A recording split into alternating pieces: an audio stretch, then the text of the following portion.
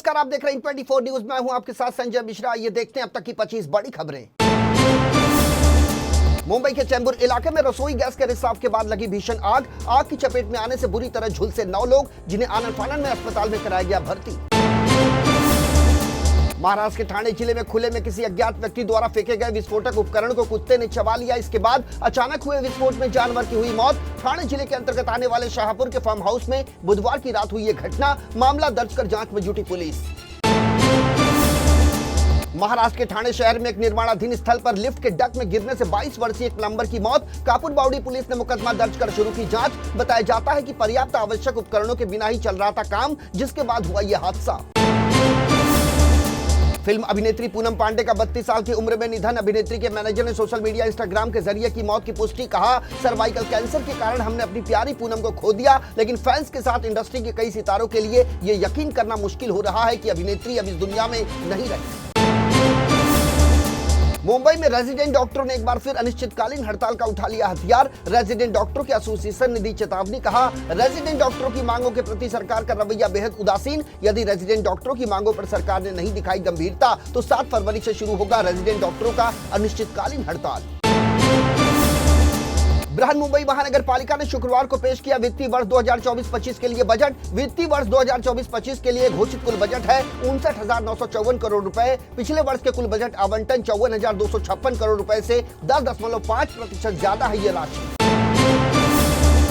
केंद्रीय मंत्री राजीव चंद्रशेखर का दावा। कहा, केरल में जल्द ढहेगा वामपंथी और कांग्रेस का किला, खिलेगा कमल। राजीव चंद्रशेखर ने कहा कि बीजेपी को कर्नाटक में सभी सीटों पर जीत हासिल करने का पूरा भरोसा। तो वहीं तेलंगाना में इस बार बीजेपी हासिल करने जा रही है बड़ी जीत। तमिलनाडु और आंध्र प्रदेश में भी इस बार बीजेपी करेगी बेहतर।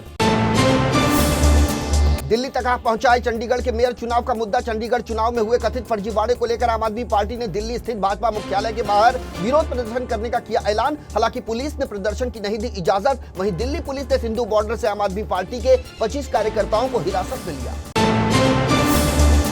चंडीगढ़ महापौर चुनाव से जुड़े मामले पर तत्काल सुनवाई की मांग वाली आम आदमी पार्टी के पार्षद की याचिका पर गौर करने के लिए सहमत हुई देश की सर्वोच्च न्यायपालिका। याचिका में पंजाब और हरियाणा कोर्ट के फैसले को दी गई है चुनौती। पंजाब और हरियाणा हाईकोर्ट ने चंडीगढ़ के महापौर चुनाव फिर से करने के पार्टी के आग्रह पर कोई अंतरिम राहत देने से कर दिया था इनकार। उत्तर प्रदेश में बजट सत्र की शुरुआत से पहले राज्यपाल के अभिभाषण के दौरान विपक्ष ने जमकर किया नारेबाजी और हंगामा। सभी विपक्षी सदस्य राज्यपाल वापस जाओ के लगा रहे थे नारा। इस दौरान भाजपा के सदस्य भी करने लगे शोरगुल। हालांकि राज्यपाल पढ़ती रही अपना अभिभाषण। बजट सत्र से पहले राज्यपाल के अभिभाषण के दौरान हंगामा करने वाले विपक्षी दलों को उत्तर प्रदेश के उप मुख्यमंत्री ब्रिजेश पाठक ने दिया करारा जवाब। कहा, भाजपा सरकार उत्तर प्रदेश के सर्वांगीण विकास के लिए कर रही है काम। ये बजट सत्र है और बजट सत्र में सभी विधायकों को भाग लेकर उत्तर प्रदेश के विकास के लिए देना चाहिए अपना योगदान। यूपी के उप मुख्यमंत्री ब्रिजेश पाठक ने विपक्ष पर बोला हमला। कहा, अपने डीएनए को कभी बदल नहीं पाई समाजवादी पार्टी, उसका अराजकता और गुंडाई फैलाना अभी भी है कायम। मुंबई पुलिस के ट्रैफिक कंट्रोल रूम को मिली शहर को बम से उड़ाने की धमकी। आनन फानन में ट्रैफिक कंट्रोल रूम ने मुंबई क्राइम ब्रांच को दी इसकी सूचना। इसके बाद स्थानीय पुलिस और क्राइम ब्रांच की टीम ने शुरू कर दी संदिग्ध की तलाश। ट्रैफिक कंट्रोल रूम में धमकी देने वाले शख्स ने अपने संदेश में कहा कि मुंबई शहर में 6 जगह पर रखे गए हैं बम। जांच में जुटी पुलिस।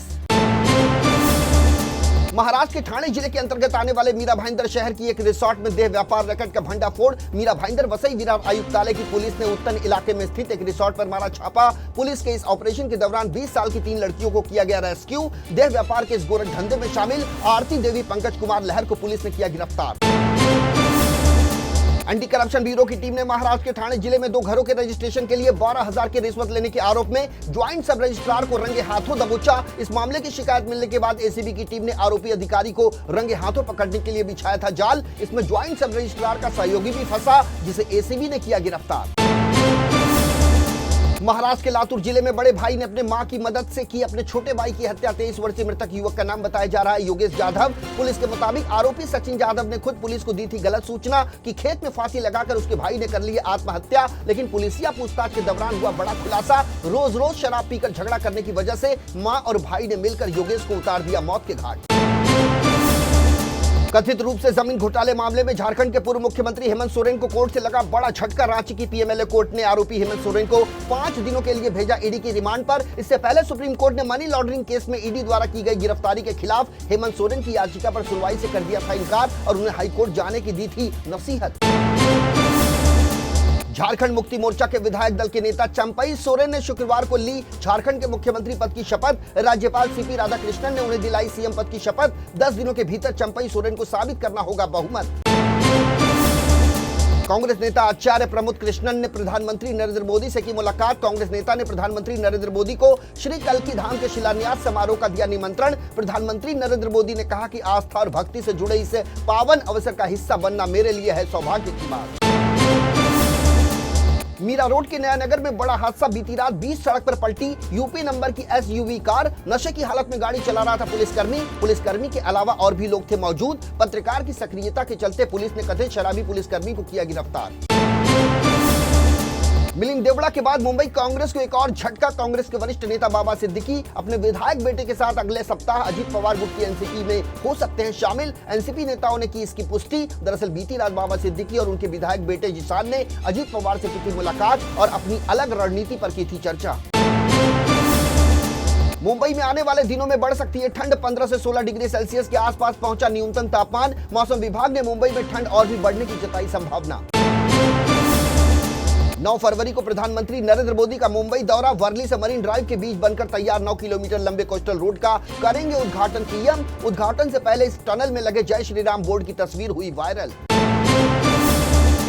दिल्ली के मुख्यमंत्री अरविंद केजरीवाल, हेमंत सोरेन और कांग्रेस नेता बाबा सिद्दीकी पर संजय राउत ने दिया बड़ा बयान। कहा इस देश में ईडी और सीबीआई कर रही है गैर कानूनी काम। संजय राउत ने यह भी कहा कि बीजेपी के कहे अनुसार चलती है ईडी और सीबीआई। राउत के अनुसार जो भी एक्सटेंडेड ब्रांच बीजेपी के साथ नहीं है उनके घर पर पड़ता है ईडी का छापा। चंडीगढ़ में प्रदर्शन से पहले दिल्ली के मुख्यमंत्री अरविंद केजरीवाल ने कार्यकर्ताओं को संबोधित करते हुए दिया बड़ा बयान। कहा चंडीगढ़ में हमारी पार्टी का मेयर बने या बीजेपी का, इससे हमें नहीं पड़ता कोई फर्क। कहा सत्ता के लिए देश बेच सकती है बीजेपी। केजरीवाल ने कहा कि पार्टियां तो आती जाती रहती हैं, लेकिन देश के साथ नहीं होना चाहिए खिलवाड़। वाराणसी की ज्ञानवापी मस्जिद परिसर को लेकर दाखिल याचिका पर 6 फरवरी तक के लिए इलाहाबाद हाईकोर्ट ने स्थगित कर दी सुनवाई। तब तक के लिए लोग व्यास जी के तहखाने में कर सकते हैं पूजा अर्चना। इसे मुस्लिम पक्ष के लिए माना जा रहा है बड़ा झटका। गौरतलब है कि ज्ञानवापी मस्जिद का प्रबंधन करने वाली अंजुमन इंतजामिया मस्जिद कमेटी ने वाराणसी की अदालत के आदेश को उच्च न्यायालय में चुनौती देते हुए दायर की थी ये याचिका। तो ये थी अब तक की 25 बड़ी खबरें। देश और दुनिया की ताजा तरीन खबरों के लिए बने रहिए इन 24 न्यूज के साथ। मुझे यानी संजय मिश्रा को दीजिए इजाजत। नमस्कार।